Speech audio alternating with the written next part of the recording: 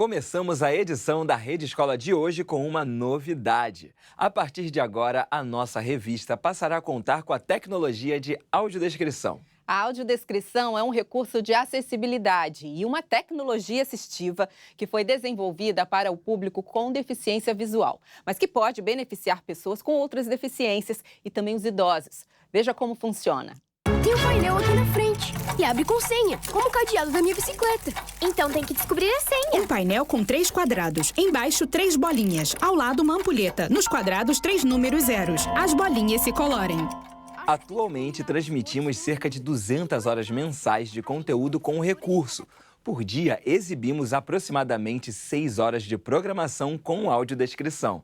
Na TV Escola temos documentários, filmes, curtas, desenhos e séries com audiodescrição.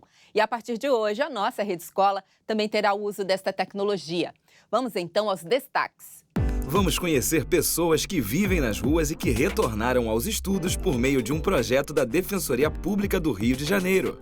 Para você ter uma noção dos outros alunos inscritos ano passado no Enseja, que é um programa do Estado, 18 todos passaram na prova de matemática. A dignidade está na educação, a oportunidade está nos estudos. E uma entrevista com o autor de uma HQ, onde o herói é o escritor Machado de Assis.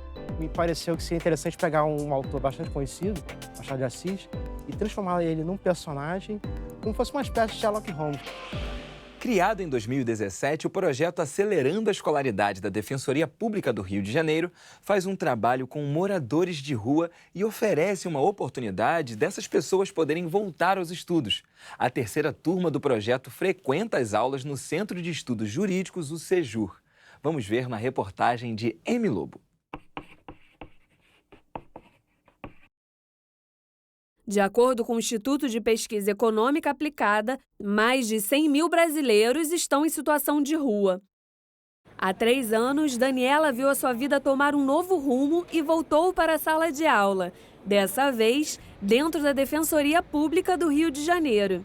Ela participa do projeto Acelerando a Escolaridade, que estimula pessoas em situação de rua a retornar aos estudos. Quando eu caí em vulnerabilidade social, me falaram do projeto Acelerando a Escolaridade.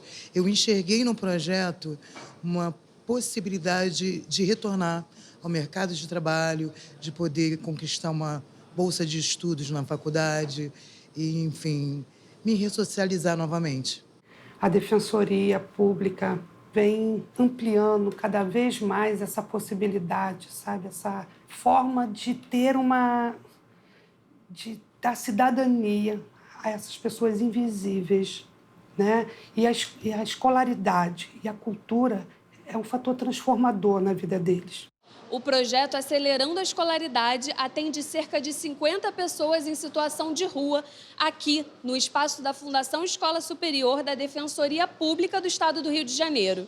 A ideia é resgatar a cidadania através da educação. É extremamente motivante, Você vê que são pessoas que vieram de diferentes famílias, de diferentes situações, de diferentes casas, e que elas conseguem chegar aqui e ver um projeto como esse motivando elas a levantarem a cabeça e reconstruírem as suas vidas. Eu cheguei aqui em 2017 e mergulhei de cabeça.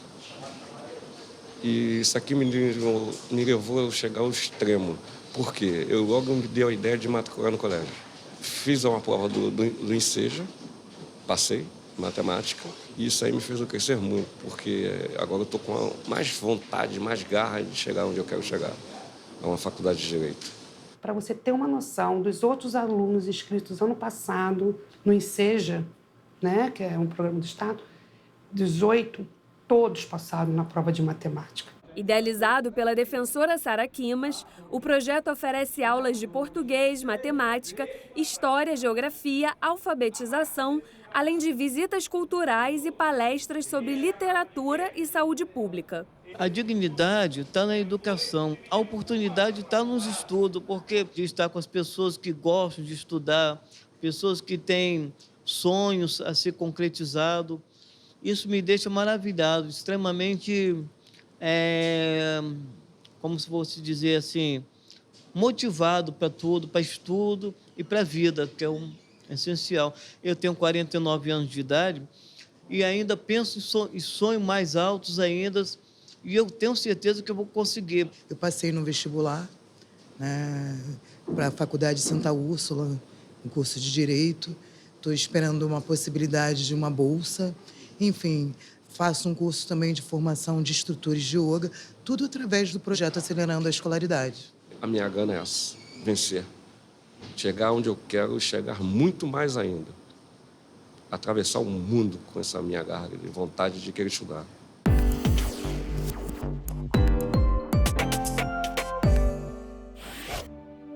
Quem diria? Machado de Assis virou caçador de monstros. Marcelo Alves da Silva é roteirista e escritor, mas também professor da Rede Pública Estadual do Rio de Janeiro. Ele é autor da HQ Machado de Assis, Caçador de Monstros, que é o motivo da nossa conversa de hoje. Como surgiu a ideia de trazer Machado de Assis para histórias em quadrinhos e com essa linguagem de mangá? De início eu pensei em criar um entretenimento que fosse a cara da nossa cultura, né? Então me pareceu que seria interessante pegar um autor bastante conhecido, Machado de Assis, e transformar ele num personagem, mas aí veio um desafio que eu achei interessante, colocar ele ao lado dos personagens literários dele, né? Como fosse uma espécie de Sherlock Holmes, que aí poderia abrir para uma variedade de aventuras, né? E o quadrinho, eu adoro quadrinhos, né? Então achei que essa parecia uma linguagem interessante. E como dos anos 2000 para cá, assim, o mangá é que invadiu as bancas e lojas, e é onde você tem uma geração toda crescendo, me pareceu interessante trazer a experiência do mangá na construção da narrativa dessa história, né? Basicamente, tentar popularizar o escritor, mas dentro de um contexto de aventuras. Como esse material vem sendo utilizado e pode ser utilizado em sala de aula com essa geração que está começando a entrar em contato com a obra de Machado de Assis? O quadrinho tem essa ideia maravilhosa de trabalhar como se fosse um cinema desenhado e falado, né? Então, a possibilidade de trabalhar com ação, né? com lutas, que é uma história de aventura, né? Isso para um público mais jovem. A gente teve uma experiência no ano passado que foi bem interessante sobre isso, né? Os alunos leram o Machado de Assis, né? Alunos de 11 e 12 anos, não conheciam nada de Machado de Assis, mas resolveram pesquisar Wikipédia e outros lugares para saber quem era Machado de Assis, se era pessoa de verdade, né? Um público jovem adulto, de 25 a 34 anos, que também compra o livro, ele se interessa mais pela curiosidade em saber como é que o Machado de Assis, o escritor, está inserido no contexto, porque aí você tem a mistura da vida dele com a obra dele, com os personagens principais literários. Então, existe uma curiosidade desse leitor nessa faixa, né? E também por buscar um tipo de literatura que tem a ver com a cultura do país. De que forma você trabalha esse tipo de literatura dentro da sala de aula e que educação você acredita? Eu acredito numa educação que seja bastante contextualizada na vida do aluno e que o professor possa fazer uma ponte entre essa cultura escrita e literária, né? E ajudar na troca de experiências com o aluno, né? Seja ele sexto ano, ensino médio, né? E para que ele possa tomar ciência maior do tesouro que ele tem, que é a nossa cultura brasileira, né? Eu fiquei sabendo que essa história não termina aqui. Tem o primeiro livro, né? O Machado de Assis, Caçador de Monstros, e vem uma segunda edição, segundo livro. O que acontece no primeiro e o que a gente pode esperar do segundo livro? Nesse primeiro livro, eu abordo um pouco a questão da escravidão, das origens do Machado de Assis, e tento apresentar ele um pouco, o Machado de Assis jornalista.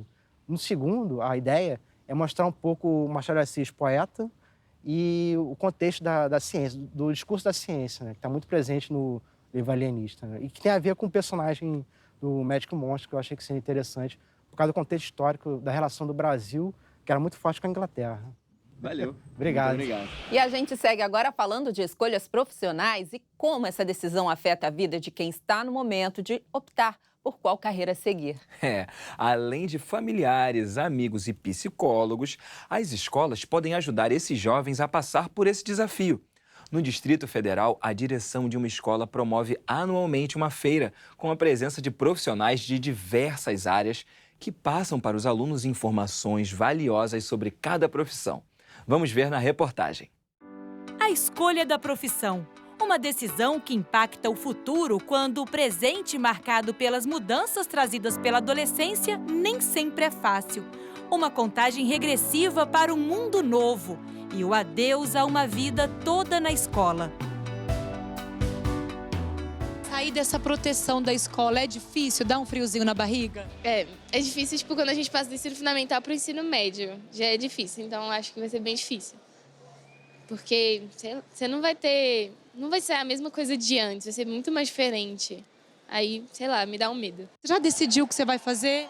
Não, mas eu acho que eu vou fazer relações internacionais, porque eu me identifico bastante com esse curso. Eu vou fazer engenharia elétrica, porque é um curso que me deu muita curiosidade. Eu curto muito esse caminho de eletricidade e tal, física. Eu não tenho ideia do que eu vou fazer. São muitas opções no mercado, né, pra gente escolher.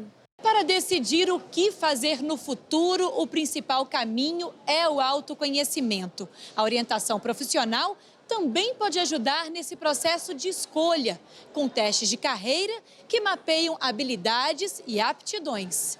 Na minha orientação profissional, eu trabalho muito autoconhecimento. Talvez no final do processo a gente consiga achar algo muito assertivo, que a orientação ela não é totalmente conclusiva. A gente vai achar traços de personalidades que vai fazer um conjunto com interesses e habilidades daquele paciente e a gente vai adequar a profissão que mais vai ter condições de fazê-lo deslanchar, porque a gente vai unir interesses e habilidades. Nessa escola em Brasília, os estudantes do ensino fundamental e médio têm a oportunidade de vivenciar o ambiente universitário numa feira de profissões.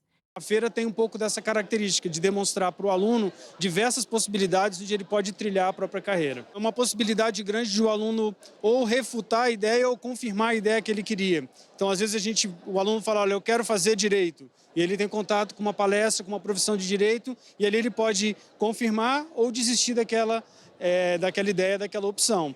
Por isso que a gente procura diversificar ao máximo as profissões, as parcerias, para que os alunos tenham mais opções de escolher o próprio curso. O evento contou com uma palestra direcionada aos pais dos estudantes. Hoje você tem uma profissão que há um tempo atrás era assim a que estava no top, né, do ranking de profissões, de repente por uma mudança social, econômica do país, não é mais. Então você fica naquela, será que meu filho está indo no caminho certo? Será que esse é a escolha ideal, né? Embora seja a escolha dele, mas o pai fica naquela, se deu o apoio necessário. Ele nunca tem certeza disso, né? Se mesmo com todo o apoio o jovem não se sentir preparado para ingressar em uma faculdade, o melhor é esperar para tomar uma decisão mais consciente e livre de pressão. Mas se optar por fazer uma escolha e depois mudar de ideia, tudo certo. Afinal, nunca é tarde para tomar novos rumos. Uma feira de tecnologia em educação aconteceu em São Paulo na última semana. Quem esteve lá pela Rede Escola foi a nossa repórter Emi Lobo, que vai mostrar algumas novidades que podem ajudar professores e alunos. Imagina aprender noções de robótica, linguagem de programação e empreendedorismo já nos primeiros anos da escola. Essa já é a realidade de muitos estudantes do mundo e também do Brasil. Eles participam de um processo de aprendizagem tecnológica, que também pode ser aliada ao currículo escolar. A gente trabalha educação tecnológica, que é diferente de tecnologia educacional. É um processo de aprendizagem de tecnologia. Tá? A gente trabalha com Lego, a gente trabalha com Arduino, a gente trabalha com madeira, a gente trabalha com papercraft, e é a conexão desses conteúdos que faz com que o aluno esteja preparado para a vida e pensando no seu próprio projeto de vida, aprendendo a aprender. Uma das formas de introduzir esse tipo de conteúdo é através da gamificação, que utiliza técnicas de jogos para atrair os estudantes para o assunto ensinado. A ideia é tornar as aulas mais interativas, deixar os alunos mais engajados e assim combater a falta de interesse e dispersão na sala de aula. Essa também é uma forma de introduzir assuntos sensíveis no ambiente escolar, como, por exemplo, a depressão e o cyberbullying. Então, por meio de um jogo, a gente consegue trabalhar a consequência de um post, o caráter aí de viralizar um post na internet. Então, a gente ficou muito feliz com o resultado dessa ação em todas as escolas. Durante a Bet Educar, mais de 250 instituições nacionais e internacionais discutiram os caminhos tecnológicos para o ensino. Esse é o maior evento de educação e tecnologia da América Latina e reuniu em São Paulo cerca de 30 mil visitantes, dentre eles as principais autoridades da área. O poder da transformação da educação por meio da tecnologia é fundamental para o desenvolvimento do Brasil, mostra a motivação de toda a cadeia de valor de investir, de acreditar, de participar e engajar na transformação da educação por meio da tecnologia. Então, a Bet é um agente de transformação para a educação no Brasil. E aqui nesse stand a gente conheceu a Johanna, uma professora finlandesa que desenvolveu uma tecnologia para ajudar os alunos a aprenderem línguas com robô. Hi, Elias! Technology can help children in several ways. When it comes to Elias, Elias robot is a Finnish innovation for learning languages. With Elias, kids don't have to be afraid of making mistakes because Elias can encourage them to speak. That's the main purpose of it. É muito legal, olha, a gente ter a interação desse robô e a gente vê a expressão das crianças trazendo o universo da tecnologia, que já é a realidade dela fora da escola. Então, quando ela tem essa proximidade, ela se identifica e tem dentro do ambiente escolar a mesma coisa, o acesso às mesmas ferramentas que ela tem fora, ela se identifica muito mais e se sente mais à vontade para aprender. A tecnologia está criando toda uma nova metodologia, novos processos de aprendizado, novas maneiras de se desenvolver, novas maneiras de você se desafiar e, com isso, incorporar os processos corretos de desenvolvimento. Então, a tecnologia era tudo hoje na educação. O universo de Monteiro Lobato serviu de inspiração para que uma professora de língua portuguesa e um fotógrafo criassem uma exposição sobre o livro A Chave do Tamanho, de Lobato. O objetivo é fazer com que o público se interesse pela leitura. Em frente à Praça Floriano, na região central da cidade do Rio de Janeiro, fica o Centro Cultural da Justiça Federal. O prédio de arquitetura eclética é vizinho do Teatro Municipal, Biblioteca Nacional e Palácio Pedro Ernesto, na região que ficou conhecida nos anos 30 como Cinelândia. Esse prédio foi inaugurado em 1909 como sede do Supremo Tribunal Federal. Foi construído pelo arquiteto Adolfo Morales de los Rios e toda a arquitetura é arquitetura copiada, porque a moda era essa, copiar a arquitetura de Paris, então a arquitetura eclética, que é uma arquitetura que mistura vários estilos num único prédio, com muito luxo, muita pompa. Vários julgamentos importantes da nossa história ocorreram aqui, o caso Olga Benário. Nosso grande advogado Rui Barbosa subiu várias vezes aqui, a gente tem uma tribuna para defender vários mandados de segurança, vários habeas corpus, a própria doutrina do mandado de segurança teve início aqui. Esse prédio centenário, que fez parte de momentos importantes da história do Brasil, agora foi invadido pelo Reino das Águas Claras. Esse mesmo, que é bem conhecido pelas crianças pelo Sítio do Pica-Pau Amarelo e é o cenário da mostra Nas Águas da Leitura, que traz uma reflexão sobre as obras do Monteiro Lobato. Eu fiz essas intervenções nos livros pensando a princípio nisso, como é que a criança precisa mergulhar um pouco mais na leitura. Eu acho que nós também, adultos. Então, além da intervenção dos livros em si, eu coloco poesias em cima dos livros, exatamente para a gente pensar e articular esse momento atual que a gente vive com as histórias que o Lobato conta. As obras são inspiradas no livro A Chave do Tamanho, em que a boneca de pano Emília diminui toda a humanidade e isso traz várias reflexões para os moradores do sítio. Emília apronta muito, é muito divertida o livro em si. Ela entra em contato com esse universo pequeno, dos insetos, e ela descobre como é que nesses insetos existe tanta tecnologia que a gente não conhece. E aí essa intenção passou para a gente fazer essa colagem das fotos das crianças mergulhando e tal. Na exposição, o trabalho infanto-juvenil de Monteiro Lobato se mistura com fragmentos, colagens, versos de poesia contemporânea e fotografias do artista Guilherme Correia, que brinca com proporções e miniaturas. Este ano, a TV Escola vai premiar até 5 professores na categoria Criação e Produção de Linguagens de Mídia por professores e estudantes no ensino fundamental e médio, do Prêmio Professores do Brasil. Os projetos podem ser produzidos em qualquer formato de mídia. Um dos prêmios será destinado a projetos que envolvam estudantes com deficiência. O valor da premiação é de R$ 5.000, além da participação no programa da TV Escola Professor Presente. Então, professores, fiquem atentos aos prazos de inscrição. Veja só. Professores, começou o período de inscrições para o concurso que, na verdade, quer ressaltar e homenagear vocês, pessoas fundamentais para o desenvolvimento da sociedade e que estão presentes no dia a dia de todos nós desde os nossos primeiros anos de vida. O Prêmio Professores do Brasil já está na 12ª edição e mostrou inúmeros trabalhos que saem do pragmatismo da aula que conhecemos, mas que são de suma importância para a formação de cidadãos e cabeças pensantes. E esse ano o prêmio tem várias novidades. A primeira é o valor da premiação, R$ 5.000 para quem vencer a etapa regional e R$ 8.000 para o vencedor nacional, o que dá R$ 13.000 para o vencedor nacional de cada categoria, 1.000 a mais do que na edição passada. E os participantes também vão poder fazer um curso online chamado Nas Trilhas das Boas Práticas, que não é obrigatório, mas que vai dar um certificado pela Universidade Federal de Goiás. E os vencedores nacionais e os seus coordenadores pedagógicos também vão ganhar uma viagem internacional com foco na prática educacional.